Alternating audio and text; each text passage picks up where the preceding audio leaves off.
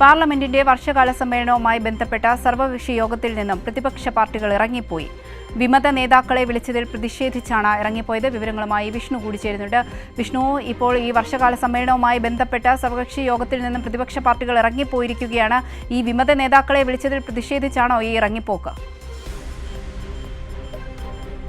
അവന്തിക 11 മണിയോട് കൂടിയാണ് വർഷകാല സമ്മേളനത്തിന് മുന്നോടിയായിട്ടുള്ള ഈ സർവകക്ഷി യോഗം കേന്ദ്ര സർക്കാർ വിളിച്ചത്. എന്തായാലും സർവകക്ഷി യോഗത്തിൽ ഇപ്പോൾ പ്രതിപക്ഷ പാർട്ടികൾ ഇറങ്ങിപ്പോയിരിക്കുകയാണ്, ഒരു വാക്കൌട്ട് നടത്തിയിരിക്കുകയാണ്. അതിൽ ഏറ്റവും പ്രധാനമായിട്ടുള്ള ആരോപണം അല്ലെങ്കിൽ വിമർശനം ഇപ്പോൾ പ്രതിപക്ഷം ഉന്നയിച്ചിരിക്കുന്നത് ഈ സർവകക്ഷി യോഗത്തിലേക്ക് വിമത എംപിമാരെ വിളിച്ചു. അത് തൃണമൂൽ കോൺഗ്രസിന്റെ TMC വിട്ടുപോയിട്ടുള്ള വിമതരെ എന്തിന് വിളിച്ചു എന്നതടക്കമുള്ള വിമർശനം ഉന്നയിച്ചു പാർട്ടികൾ ഇപ്പോൾ യോഗം ബഹിഷ്കരിച്ചിരിക്കുന്നത്. സർവകക്ഷി യോഗം ബഹിഷ്കരിച്ചിരിക്കുന്നത് പാർട്ടികളെ പിളർത്താനുള്ള നീക്കമാണ് ഇപ്പോൾ കേന്ദ്ര സർക്കാർ നടത്തിക്കൊണ്ടിരിക്കുന്നത്, BJP നടത്തിക്കൊണ്ടിരിക്കുന്നത്. ഇത് അംഗീകരിക്കാൻ കഴിയുകയില്ല. അതിലാണ് ഞാൻ നേരത്തെ പറഞ്ഞതുപോലെ ഈ പ്രതിപക്ഷത്ത് നിന്ന് പിളർത്തി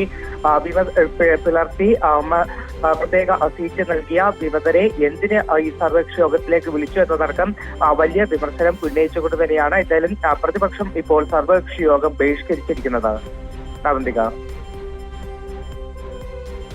വിഷ്ണു, ഇപ്പോൾ ഈ സമ്മേളനം ആരംഭിക്കുമ്പോൾ ഈ വിവാദ വിഷയങ്ങളും സുപ്രധാന നിയമനിർമ്മാണങ്ങളും ഒക്കെ ഉൾപ്പെടുന്നതാണ് ഇത്തവണത്തെ സമ്മേളനം.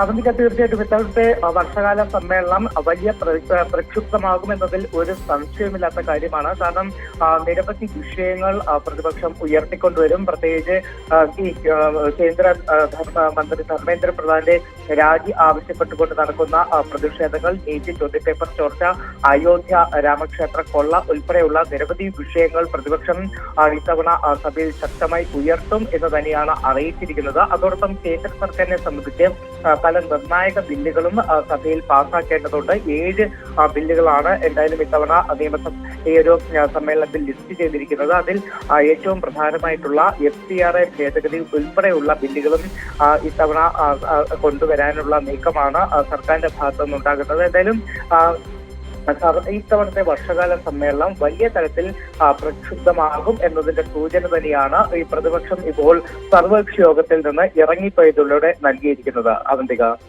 ശരി, വിഷ്ണുവാണ് വിവരങ്ങൾ നൽകിയത്. നാളെയാണ് വർഷകാല സമ്മേളനത്തിന് തുടക്കമാകുന്നത്. വർഷകാല സമ്മേളനത്തിന് മുന്നോടിയായി സർവകക്ഷി യോഗത്തിൽ നിന്നും ഈ പ്രതിപക്ഷ പാർട്ടികൾ ഇറങ്ങിപ്പോയിരിക്കുകയാണ്. വിമത നേതാക്കളെ വിളിച്ചതിൽ പ്രതിഷേധിച്ചാണ് നേതാക്കൾ ഇറങ്ങിപ്പോയത്. വിവരങ്ങളാണ് വിഷ്ണു തലവൂർ നൽകിയത്.